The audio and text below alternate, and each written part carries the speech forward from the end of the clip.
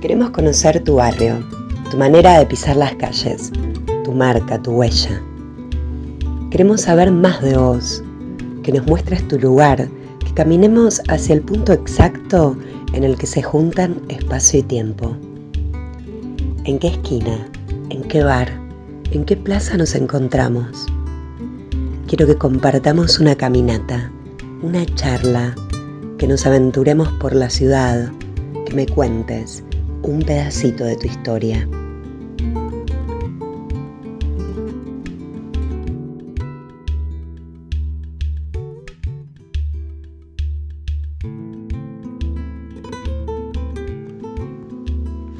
Agustina Basterrica es una de las narradoras argentinas contemporáneas más reconocidas. Licenciada en arte, escribe desde siempre y publica desde el 2013. Apenas 4 años después, ganó el premio Clarín con su reconocida novela Cadáver exquisito, una distopía en la que a causa de que el gobierno dice que los animales transmiten un virus mortal para el hombre, el canibalismo está naturalizado. En el contexto de la pandemia, la novela se popularizó tanto que se tradujo a 23 idiomas. En nuestro país va por la 7ª edición y solamente en Estados Unidos lleva vendidos más de 200.000 ejemplares. En esta caminata la vas a conocer más profundamente, el vínculo que tiene con sus afectos, con su literatura y con lo siniestro que como buena viajera de la palabra no deja de recorrer.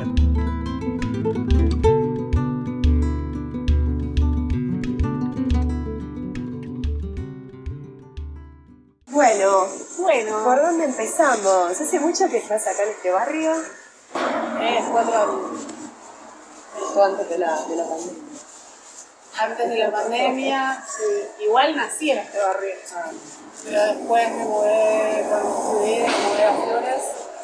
¿Viste en Flores? ¿Sí? Sí, ahí viví muchos años porque con el tema de la facultad era ideal. Contame, pasaste por letras antes de estudiar artes. Era difícil que nada más. Terminé el colegio, empecé a trabajar como guía bilingüe en el Teatro Colón. Y ahí me enamoré de la ópera. La primera ópera que escuché entera fue Porgy and Bess de Gershwin. Y dije, yo quiero hacer eso. Eso me sirvió para conocer a Liliana Díaz Lindgren, por ejemplo. ¿Cómo la conociste? Te iba a preguntar. Entré al conservatorio de música, que no lo expliqué. Me aceptaron increíblemente. Y ahí conocí a Federico Spoliansky y él me dijo, lee a esta mina. Y me dio los libros de Liliana y a mí me explotó la cabeza. Federico la conocía y Vos ya escribías, ¿no? yo ya escribía poemas. Claro, con poesía. poemas. Le di a Liliana poemas que yo había escrito en mi diario. Poemas horribles. Poemas de la juventud. Poemas de la juventud. Con los excesos barrocos de la juventud, como dice Borges. Tremendos. Pero ella, cuando los leyó, vio algo más allá. Dio la garra, ¿no? Sí, yo creo que sí. ¿Y en el taller de Liliana la conociste a Pamela o ya se conocían? No, la conocí en el taller de Liliana. Sí. La conocí, nos hicimos amigas y gracias a eso hicimos juntas y al Conejo Blanco.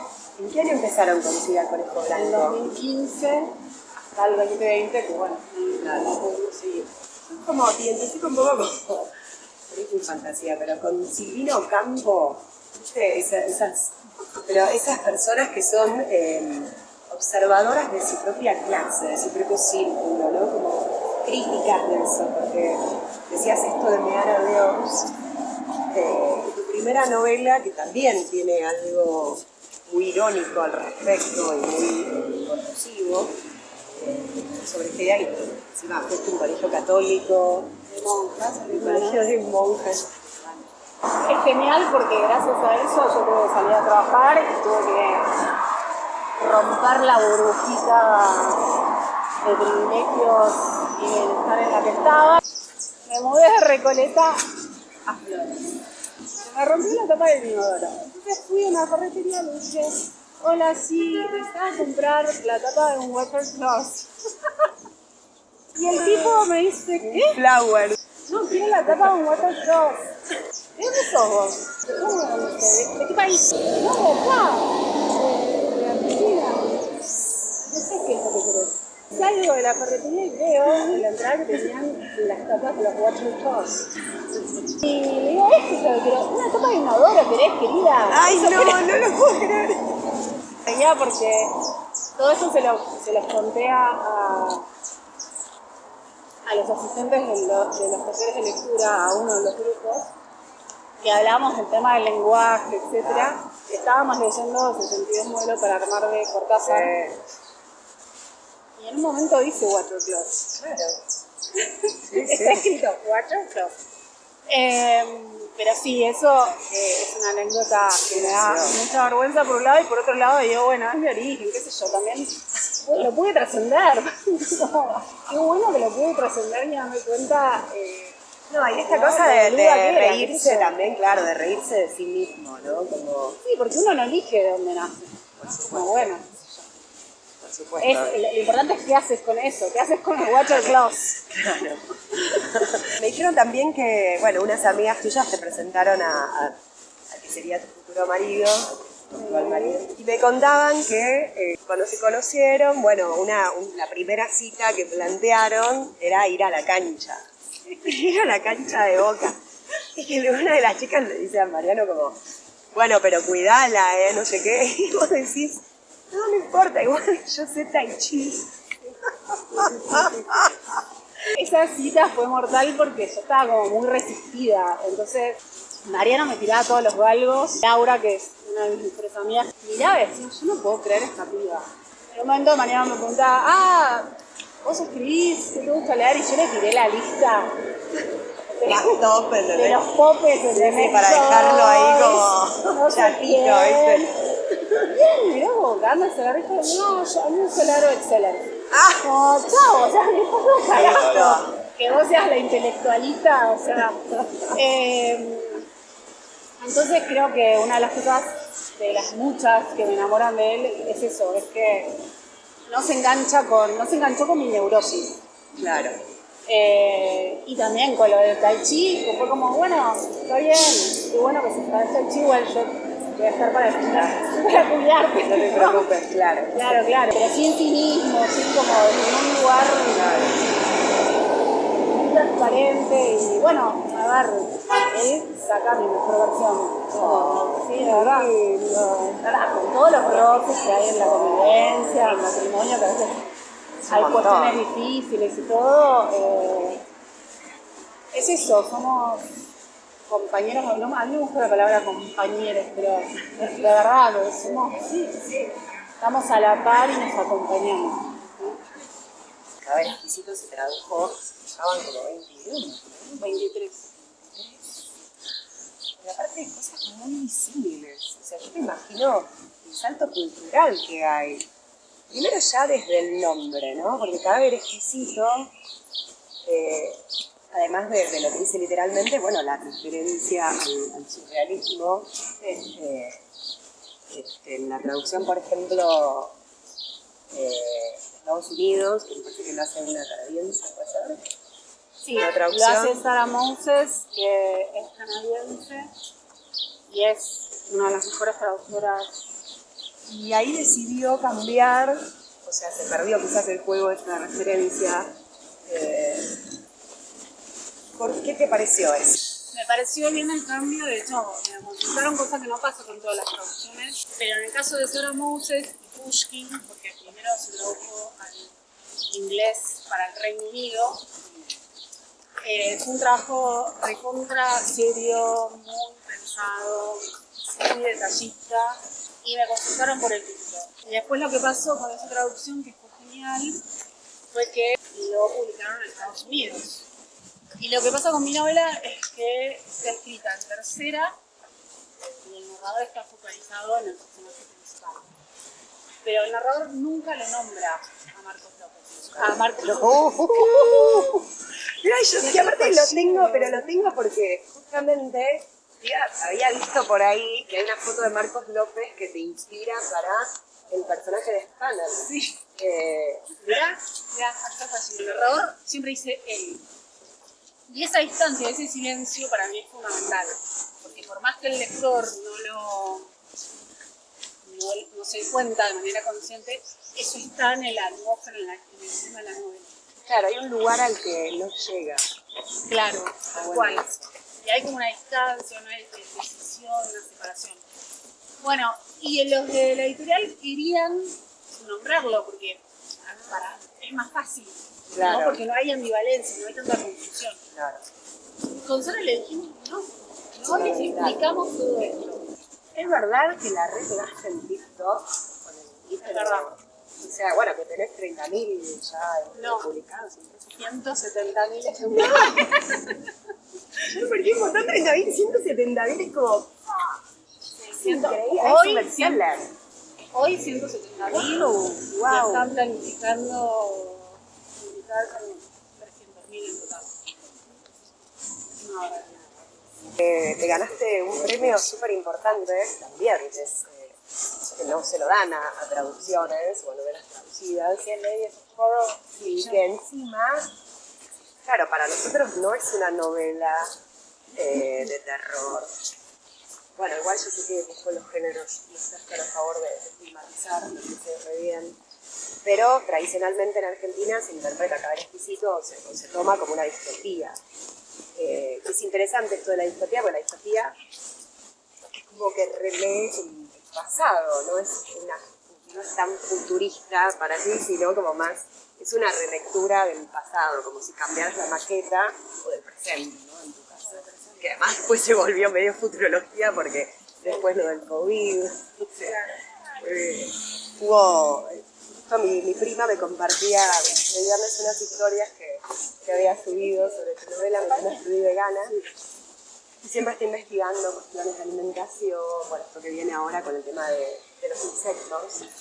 estoy investigando sobre la novela. No, yo no lo puedo creer, me puse a mirar y dije, tengo que hablar esto con Agustina porque... Por Dios que lo incorporé en mi nueva esto? novela. Las granjas que hay en México están empezando a trabajar. Claro, porque yo te lo el empiezan tema a de los mandar grillos. como flow, no sé qué. Sí. Hay harina de Estamos grillo. comiendo grillo. Estamos comiendo grillo. Harina de grillo.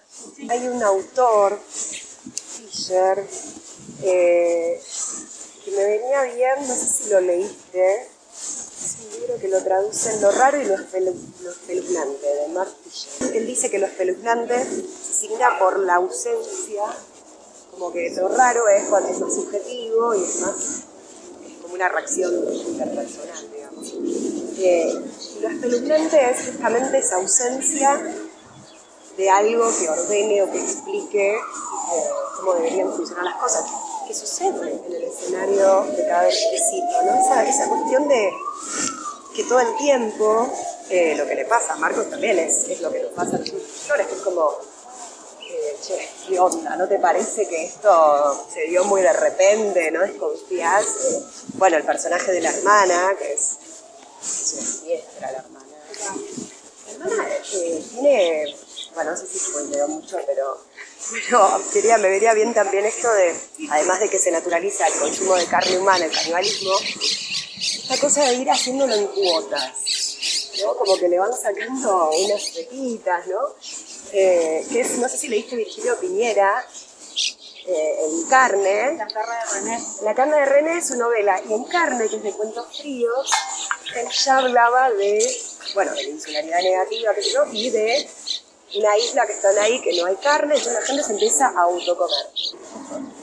Miedo, ¿qué es por acá? Es como que la cabeza se expande. ¿Cuándo empezó el pasaje al vegetarianismo? ¿Cuándo? Hace muchos años ya, ¿no? No sé si tantos años, empecé más o menos en 2014 con mi hermano Gonzalo, esto hermano lo es habrás chef escuchado en muchas entrevistas. Sí, Gonzalo que es chef. Entonces él me introdujo un montón de temas para mí inéditos, como por ejemplo el tema de la alimentación consciente. Gonzalo creo que es una de las primeras personas acá, por lo menos en Buenos Aires, que armó su propia huerta hidropónica. Bueno, gracias a él yo empecé a investigar sobre alimentación consciente y ahí, en todo ese proceso que fue largo, no es que dejé de comer carne al segundo. Yo estaba en un taller cuando empecé a escribir Cadáver Exquisito, después me fui porque me di cuenta que no me estaba sirviendo para poder escribir, porque me hacían muchas críticas que estaban geniales, pero yo necesitaba seguir avanzando. Algo que me parece importante es que yo no escribí el libro para convertir carne. Claro, no es un concepto. Y que respeto totalmente el proceso de cada persona y que de hecho me parece que la alimentación no es algo estanco y eterno, sino que va cambiando, que puede cambiar por circunstancias de salud, por lo que fuere. Hay una película que se llama La Belle Verte, de Colin Serrault, que vienen de otro planeta a llegar a París. Y pasa por una cosa, tipo, primero dice, ¿por qué está cubierto el pasto? Como, ¿por qué la tierra está cubierta? Refiriéndose al asfalto. Y después, qué sé yo, va a tomar agua de una fuente y escupe porque es un asco, no es agua bebible. Y pasa por una carnicería y dice algo que me gusta mucha gracia, que dice, ¿por qué hay cadáveres exhibidos? Claro, sí. Bueno, eso es lo que me pasó a mí cuando dejé de comer carne, que el bife se convirtió en un cadáver, en un pedazo de un cadáver. En realidad es lo que es. Es lo que es, claro. Lo que pasa es que usamos eufemismos para ir, cubriendo el horror. Y aparte esta cosa que, no sé, acá, encima la mayoría del mundo, de la gente de Argentina come bien cocida la carne, ¿viste? Como que no querés ver la sangre, que además no es sangre, es plasma, pero como que no lo querés ver, ¿viste? Hay como una distancia muy grande que disfraza eso que es, en realidad, el cadáver. Exquisito, pero... Sí, cuando empezás a desnaturalizar las cosas, por ejemplo, con el tema de la leche. ¿Por qué Yo de reacciono vaca? como las niñas. Claro, ¿por qué de vaca entonces? Sí. ¿No? O el tema del paradigma de la belleza. Acá en Argentina, sobre todo, ahora estoy leyendo un montón sobre gordofobia. Y este es uno de los pocos países de Latinoamérica donde estamos obsesionados con el tema de la delgadez y el privilegio delgado. O sea, ¿qué es esto de que todos tenemos que ser como Pampita y no sé, gratis? ¿Por qué no hay diversidad de cuerpos? ¿Por qué no hay diversidad de talles? Salió la ley de talles, los hacen negocios y hay 3 talles. O sea, diversidad de talles no hay. Vas a otros países, sí, conseguís ropa y no te sentís un paria que, no sé, tenés que estar acomodándote al molde hegemónico de belleza. Entonces es como, bueno, empezar a mirar todas esas cuestiones que naturalizamos y que generan opresión y justicia. Escuché en una entrevista que decías que hay 101 términos para la palabra puta en castellano. ¿Cómo es eso? Contame un poquito. Es algo que vi en un video y que me voló la cabeza porque no sabía. Esto de, en el lenguaje español no hay una palabra similar para hablarlo de lo mismo para los varones, porque los varones que tienen sexo con muchas personas son exitosos. Entonces es un ejemplo que yo doy en todas las escuelas, en todas las entrevistas, que Mariano, que me escucha a veces en los Zooms que doy con las escuelas, me dice otra vez lo de la palabra puta, pero de verdad que lo digo todo el tiempo porque me parece tan fuerte el ejemplo, que habla de cómo el lenguaje construye el patriarcado y da cuenta de lo que es el patriarcado, ¿no? Por eso me parece tan importante hablar del tema del lenguaje y de que todo lo que decimos y cómo lo decimos impacta en la matriz y también habla de una manera en la que estás parado en el mundo, ¿no? De cómo ves el mundo. De todo lo que le hacemos a los animales, dejé afuera el tema del deporte. Claro. Y el tema de, de estas peleas clandestinas con él. A ver, no sé, ahora estoy leyendo una novela que estoy flipada de lo alucinante que es, que se llama Hay que ir a las casas, o Hay que ir para las casas, de Ezequiel Pérez, que es una novela de zombies, pero es una cosa de locos. Es una cosa de locos. Y es cómo está escrita, porque el tema, qué sé yo, zombies ya leímos, ¿no? Los temas ya están todos tratados. Es cómo elegís vos, qué decisiones tomás, qué recortes haces, qué narrador elegís, qué tipo de registro, cuál es el ritmo, digamos, las decisiones, cómo vas a estructurar el cuento, la novela, lo que sea, para que eso que estás diciendo sea novedoso desde algún lugar. Vos reeditaste Antes del Encuentro Feroz, que es del 2016, lo reeditaste en el 2020, ¿no? O 21. 2020, que salió 19 garras y pájaros puros. ¿Qué pasa con esa frase, ¿no? Que parece más como el título de una obra de arte ¿no? que el de un libro? Es hermoso ese título, es intrigante, es súper llamativo. Además dice mucho del libro. Es muy difícil, ¿no? Completar ahí un título. Publicar en Alfaguara, Alfaguara es parte de Penguin Random House. Sí. Y publican 60 títulos al mes. Entonces todos los títulos que yo proponía me los bochaban porque o eran parecidos a un título que se iba a publicar o eran parecidos a uno que ya se publicó. Entonces, que les mandaste uno que era como este que no lo va a tener nada. Bueno, no, y entonces le mandé un montón. Hasta que un día salí a caminar por acá y me vino a la cabeza de Si me agarras un pájaro oscuro y dije, este es el título y lo voy a pelear hasta la muerte. Qué buenos cuentos que tiene. Bueno, además de Roberto, que es un cuentazo, súper breve, pero bastante. Es impactante. Hablando del registro ahí, justamente, ¿no? ¿Cómo lográs ese registro tan inquietante? De que hable una niña de algo tan fuerte, ¿no? Tan difícil. Me encantó también Lavavajillas. Tiene algo de Salinger. O sea, como esa cosa, como una naturalidad ahí en el aula, una cotidianidad. Sabes un poco de los personajes, pero no demasiado. Como que también el tiempo y el contexto da, ¿no? Como la descripción del lugar, aporta mucho del vínculo que es entre las personajitas, digamos, que aparecen. Ese me encantó, ese me pareció uno también extraordinario. ¿Por qué es tu cuento favorito? Mi cuento favorito porque yo en general no releo las cosas publicadas, pues ya está, porque si no me pasa esto que quiero corregir más. Pero ese cuento cuando lo tuve que releer, no sé, me sigo riendo y me sigo emocionando con esa mujer. Diálogo con la madre, siempre que lo leo no sé, me da impotencia y ternura también. Hay uno que también es súper polémico, que está escrito a modo instructivo. Sí, Rosa Bombón. Y Rosa Bombón, qué genial. Sí, Rosa Bombón fue... yo quería escribir un suicidio kitsch. Pero como te decía antes, es el cómo lo que importa. No me interesaba escribir un suicidio kitsch en tercera, digamos, tradicional.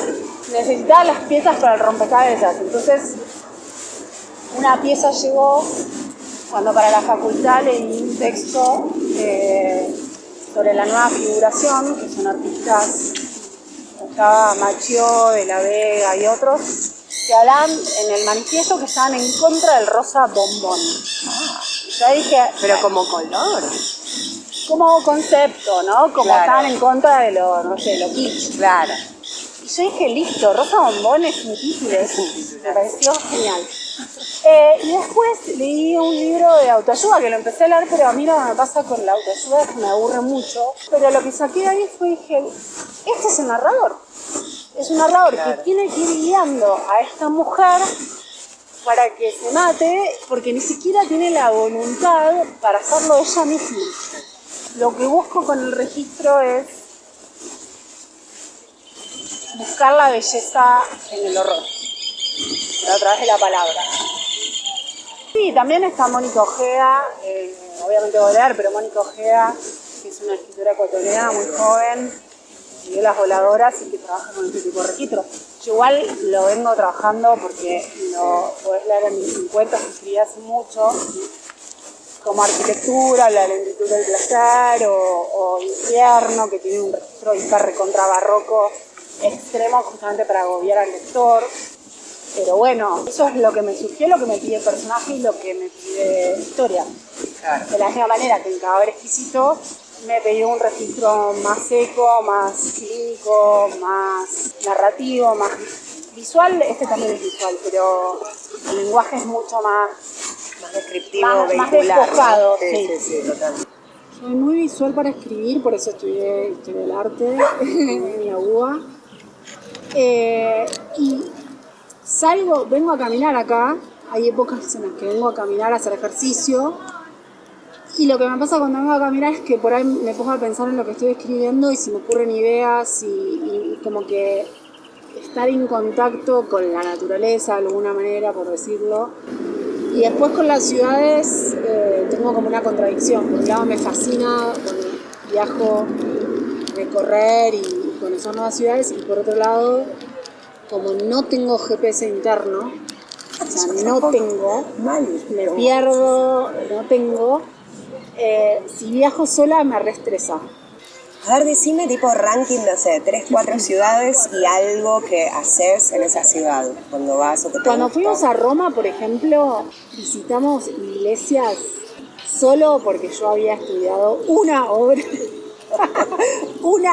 en la facultad, ponele. Después viajamos a México también. Impresionante, no sé, los colores, los olores. No solo caer, bueno, en la casa de Frida Kahlo, que es la típica que hacen todos los turistas, sino el Museo de Antropología. Yo me emociono cada vez que voy ahí, porque hubo obras que estudié en fotocopias roñosas de la facultad, ¿entendés? Que se veía la imagen así. Y verla gigante, no sé, es maravilloso. Ámsterdam es una ciudad que también me fascina. Fuimos al Museo de Van Gogh y estuvimos 6 horas literal en el Museo de Van Gogh. Y yo le decía a Mariano, yo tengo un poco de sed. Era como, ok, acaban de pasar 6 horas. Que estamos en este museo mirando como zombies todas las horas. Sí, alucinados. ¿Es verdad lo de Laura que dice Benjamin? ¿Lo sentís eso? Sí. Cada vez que entro a un museo es como entrar a una iglesia. Y mejor, ¿no? Porque es como, estoy en contacto con algo inexplicable, con algo mágico, con algo sagrado, que es la creación humana, ¿no? Como en su máxima expresión. O sea, este tipo o esta tipa lograron esta maravilla. Y eso es lo alucinante, creo que ahí está como la... Sí. Bueno, Agus, mil gracias. Gracias. Qué genial. Muchas gracias. Leanla. Lean a Agustina Basterrica.